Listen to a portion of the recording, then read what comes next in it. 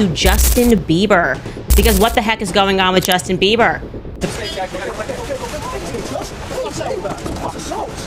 What did you say? You're watching, man. What'd you say? You're fucking sick, right?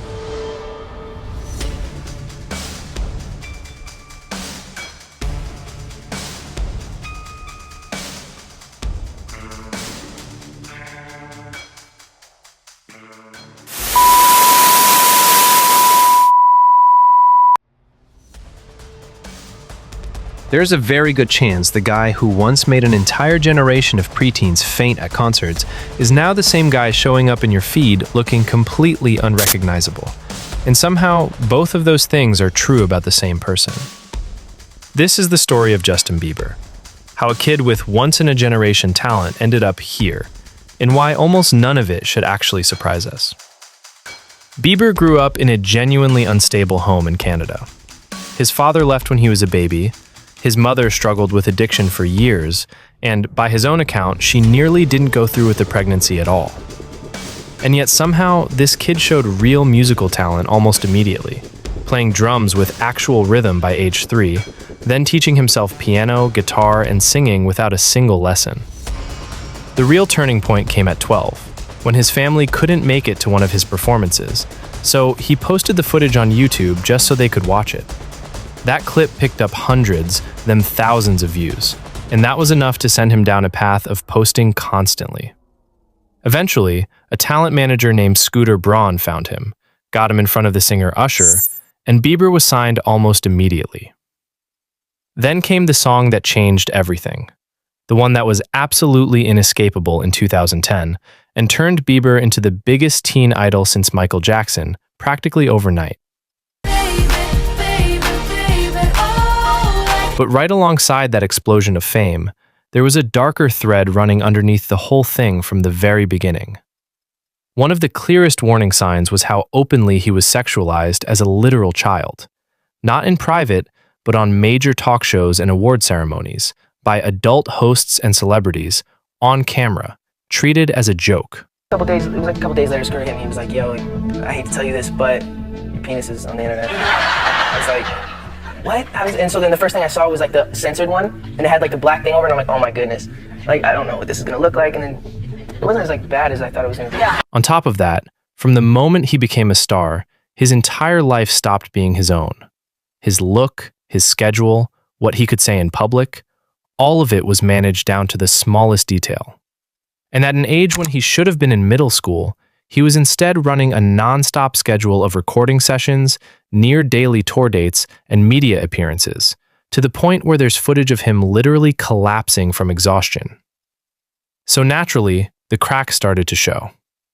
Around 2013 came a string of incidents with paparazzi, which honestly makes some sense. This is someone who became famous at 13 and never had a single moment of privacy since.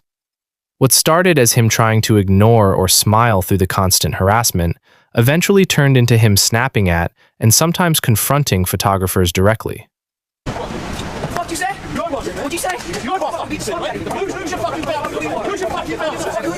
And to be fair, at that point, most people still understood where that anger was coming from. But from there, things escalated and got harder to excuse. A leaked photo of him smoking became a massive controversy, less because of the act itself, and more because of the impossibly clean image he'd been built around. There was a public urination incident caught on camera. He was filmed spitting on fans and photographers from a balcony. A dispute with a neighbor escalated all the way to court after he reportedly threw eggs at their house, and ended with him paying $86,000 in damages. He was arrested for driving under the influence while racing a rented sports car through the streets. Charged with the following: DUI, alcohol or drugs, resisting without violence, and driving with an expired driver's license. He was reportedly caught leaving a brothel in Rio de Janeiro. Taken individually, some of these are minor. Taken together, they told a pretty clear story. A kid whose mental state was clearly deteriorating in public, one incident at a time. Starting around 2016, things intensified further. Multiple leaked videos from that period show him in states that clearly went beyond just drinking. And while his team publicly insisted at the time that he was simply exhausted, He's since said in interviews that during that stretch, his first instinct most mornings was reaching for something to numb himself, to the point where people around him were reportedly checking on him overnight just to make sure he was okay. I was like dying. My security and stuff were coming into the room at night to check my pulse. Like, people don't know how serious it got. Like, it was legit crazy scary. I was waking up in the morning and the first thing I was doing is popping pills and smoking a blunt and starting my day. Rather than that being read as someone clearly struggling and reaching out for help, a lot of the public response leaned toward mockery instead, treating it as content rather than as a warning sign. Around that same period, scrutiny extended into his relationship with his wife, Haley, with parts of the internet constructing an elaborate and mostly baseless narrative that she'd somehow orchestrated the entire relationship over a decade. There's little to actually support that theory, and it says more about how online audiences build narratives around celebrities than it does about the relationship itself. Then, last year, he and Haley announced they were expecting their first child, and a lot of people assumed that would be the moment that turned things around for him. Instead, the opposite happened. He appeared to lose a significant amount of weight in a short period, visibly more on edge in public appearances, and multiple clips surfaced of him speaking to his wife with noticeable frustration and tension in public settings. Sucks that the tour was She was asking me. Does this look like a playground to you? This is a studio workplace, and you're disrupting me. That is not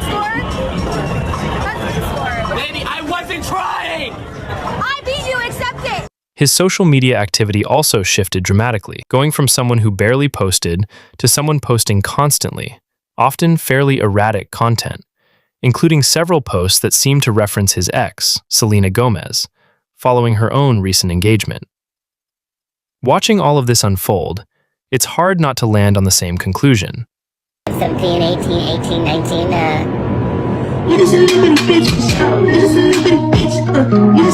This is someone who very publicly needs support. And yet even now, a lot of his public moments still get turned into memes and jokes, rather than met with any real concern. And here's the part that might be the most surprising of all. Even with everything he's accomplished, his finances are reportedly a mess too. He's currently in a legal dispute with Scooter Braun, the same manager who discovered him, reportedly owing him more than $8 million he isn't in a position to pay. On top of that, he sold his entire music catalog, every song of his career, for $200 million, seemingly just to cut ties with the people managing his business and gain some distance from an industry that's controlled nearly every part of his life since he was a child. What's genuinely hard to ignore is that almost none of this happened in a vacuum. Nearly every part of this trajectory traces back to decisions made about his life before he was even old enough to make them himself. And if there's one thing worth sitting with after all of this, it's that when you take a kid, remove every ounce of privacy and normal childhood from his life, and build an entire industry around monetizing him at his peak, it becomes very hard to imagine most people ending up anywhere different.